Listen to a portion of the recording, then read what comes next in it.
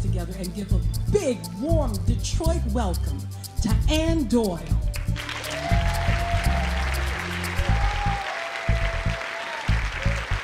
Hello, everyone. It's Christmas time, 1972. I'm a senior at the University of Michigan, about to get my degree in Spanish and political science.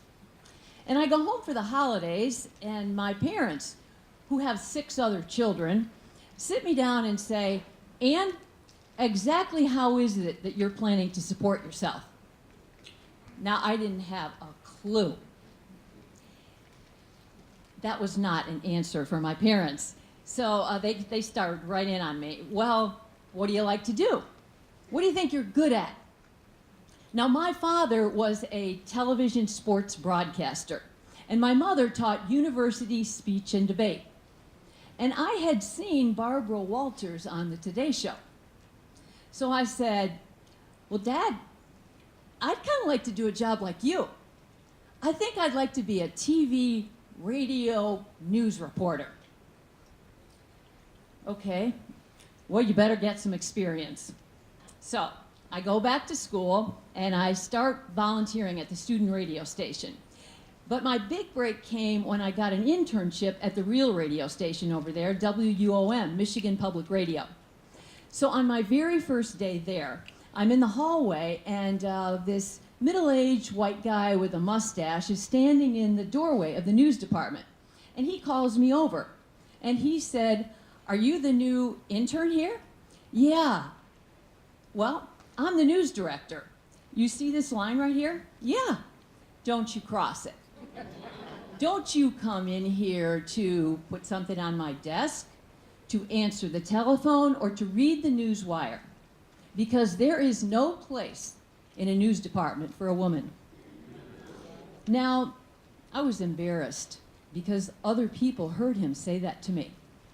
But mostly I was angry because this was my own university, and there was nothing I could do about that except prove him wrong. So as soon as I graduated, I started sending out resumes, and I sent out at least 100, and I got at least that many rejection letters back.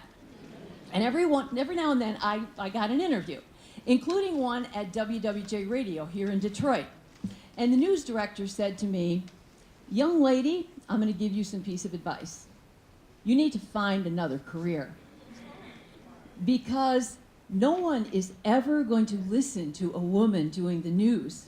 Your voices are too high."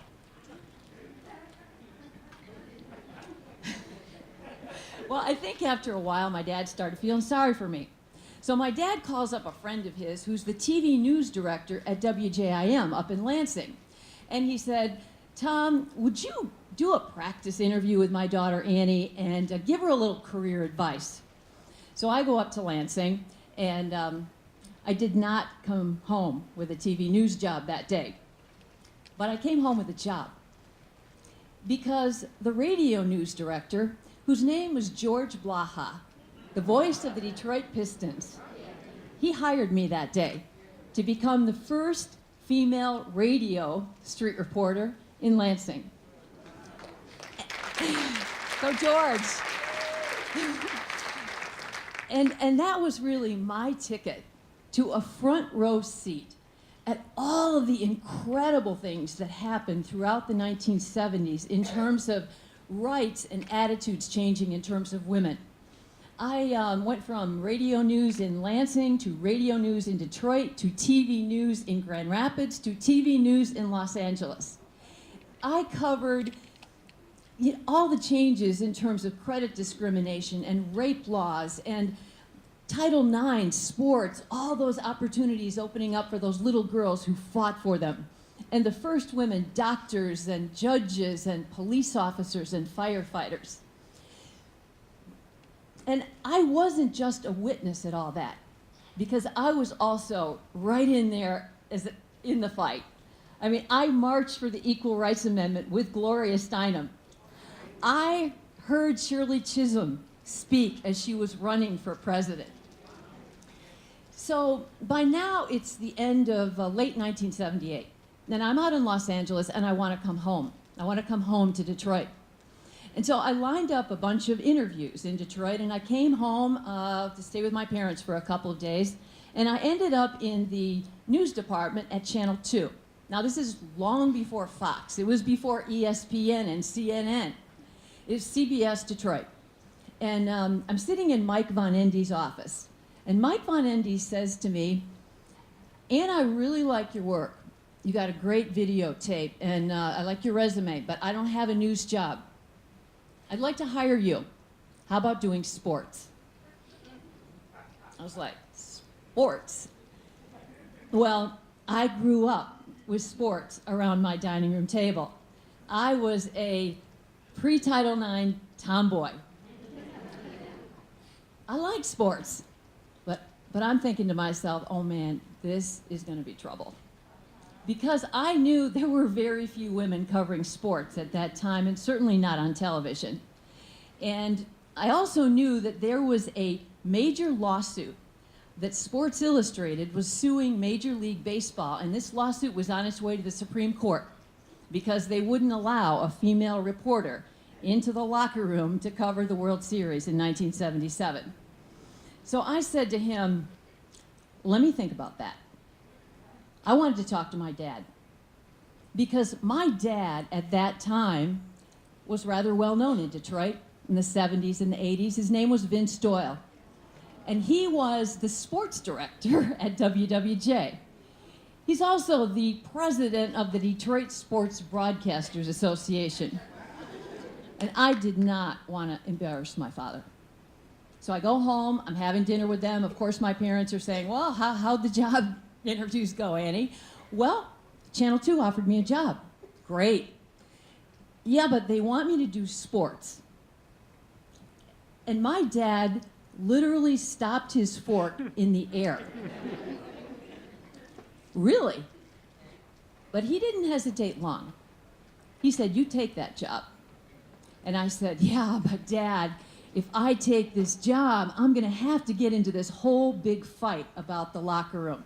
And my dad said, absolutely. If you don't go in those locker rooms, you're going to have no credibility as a sports reporter. So I took the job, and I kind of girded myself for what was to come. And the very first thing that I did was I went and met with the general managers of all the teams to introduce myself. And those conversations kind of went the way the conversation went with Jim Campbell, who was the general manager of the Detroit Tigers at that point. And Jim was really kind of one of these classic old baseball guys. And he has this great big beautiful paneled office. And you know, he's in his leather chair, rocking back and forth. He had a cigar in his mouth. And I'm sure he had one leg up on his desk. And everything's going fine until I said to him, and of course I'd like credentials to have access to your locker room. Well, Jim stopped rocking right away. He came out of that chair, he came across the desk, pulled that cigar out of his mouth and said to me, over my dead body, you're going in our Tiger clubhouse. Well, this whole thing came to a head just a couple of months later because the courts ruled that the teams could not discriminate on the basis of sex. In other words, if you're letting the men in, then any credentialed female reporters have to go in as well, or everybody stays out. Now you can imagine this sent shockwaves through all of professional sports. This was a big news story. And I remember that Tiger pitcher Jack Morris told reporters, the only time I'm talking to a woman when I'm nude is if she's under me or on top of me. So, because I'm already on the job, and there were very few women on the job in sports departments at that point, it fell to me to be one of those women who walked through those doors for the very first time once the courts said, you got to open them up. Now, I learned very quickly that it is one thing for the courts to rule that you have a right to do something. It's another thing entirely to change hearts and minds. And I will never forget being a young female rookie sports reporter, standing outside those locker rooms, frozen in place, practically hyperventilating, trying to find the courage to force myself to walk through those doors and face whatever was waiting for me on the other side. And I have never aspired to interview stark naked men, especially athletes who are sitting on a stool, spread eagle. Now, there were plenty of athletes who simply grabbed a towel, but there were others who preferred to make a scene, such as a superstar rookie who strutted his way across the locker room, strolling to the showers, stark naked, with a towel over his shoulder, yelling at the top of his voice, "This is a fucking man's locker room. Get the fucking pussy out of here." Now, but for all of the tests, and for all the cold shoulders in press boxes from the male journalists who thought I was wrecking it for them, all that really melts away when I think about the times I had with my dad. Because for the next 5 years, I sat in press boxes, side by side with my father, both of us working for different stations, but covering hundreds of Tigers and Lions and Pistons and Red Wings games, and even ringside as Tommy Hearns boxed his way to a world championship. And my dad was the most incredible ally that a young change agent can have, because not all of the tests that I had were with Lions and Tigers. One of the toughest was actually with the Beavers. Now, I'd never heard of the Beavers until Ray Lane, our sports director, came to me and said, "Ann, the Beavers have invited our sports department down to speak to them at the DAC, at the Detroit Athletic Club." The Beavers at the Detroit Athletic Club? You mean that club that won't let any women join, and if a woman goes there, she has to go in the side door? Yeah, that club. Okay, great.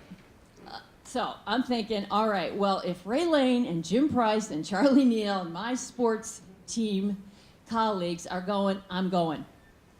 So as soon as I get down there, I discover that the Beavers are this private club of businessmen within the DAC.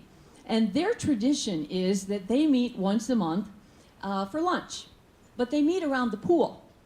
And so they play this wild game of water polo they call basket brawl.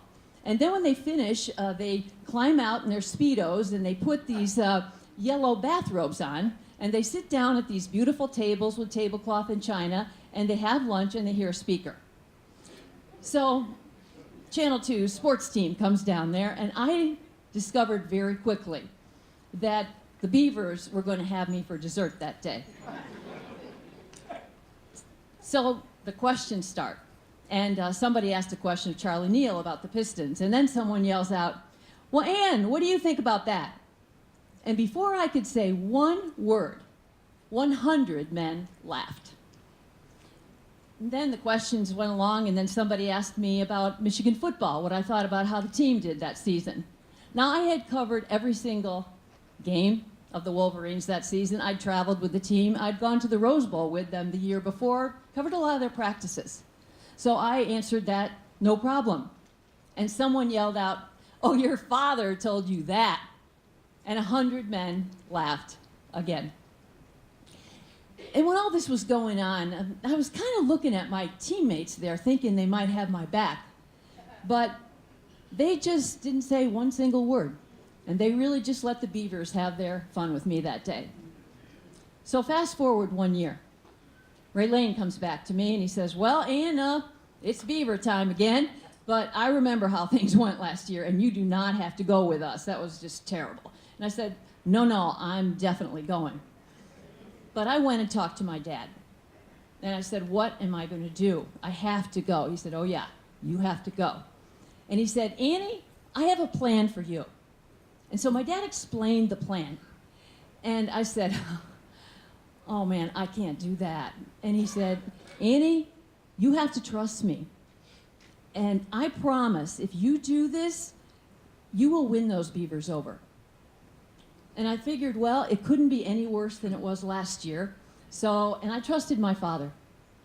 And so I needed some help on this plan. And I called up Ray Lane and Charlie Neal and told them what I wanted to do. They didn't like this at all. But I finally talked them into it. And so we get down there that day, and right before the program starts, Ray Lane gets up to the mic and he says, okay, we're going to start the program in just a minute here. But George wanted to meet Ann and Charlie. They just got here, and so I'm just going to introduce them, and then we'll get started. And so he said, Ann, Charlie, and we walked around to meet George, who is sitting at this table right beside the pool, this elderly man, and he stands up with a big grin on his face. He puts his hand out, and before we could shake it, Ray and Charlie threw me in the pool. Now, pandemonium breaks out. The Beavers are yelling and screaming, and a couple of them are throwing off their bathrobes and jumping in the pool to save me. So I climb out, and dripping wet, soaking wet. It's winter. I have on leather boots, and before I could escape, the Beavers pushed me in 2 more times. So I finally did get out of there, and that's kind of where my dad's plan ended. And I'm thinking, what do I do now? And I go off there's a little changing room there, and I remember standing there thinking, what do I do? And what I did was I saw a yellow bathrobe hanging there, and I took off all my clothes except my underwear, and I put on one of those yellow bathrobes. Then I walked back in and faced the Beavers, and I got a standing ovation.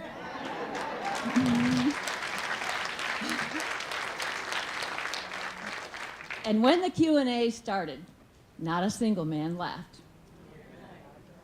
Now, I've come a long, long way from my days of facing mocking businessmen and hyperventilating in locker rooms. And I know that there are many of you in this room tonight who can match me story for story. But here's what I've learned.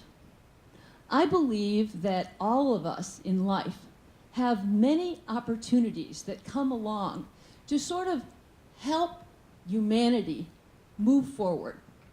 And some of the best opportunities to make a difference can be really scary. And when those moments come to me, I remember the very best advice that my father gave all of his 7 children. He would always say to us, the world is a very competitive and can be tough place. And if you're not the best one for the job or the team, or maybe just because you look different, the world will eliminate you from opportunity. But whatever you do, don't ever eliminate yourself. So, when I see athletes taking a knee, young gymnasts confronting a predator, and high school students marching for their lives, I cheer this next generation of social justice warriors, and I will have their back.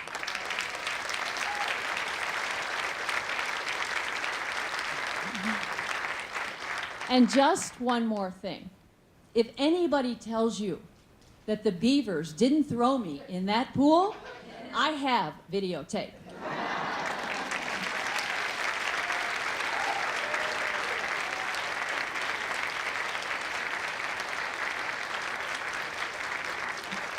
And Doyle on the front line.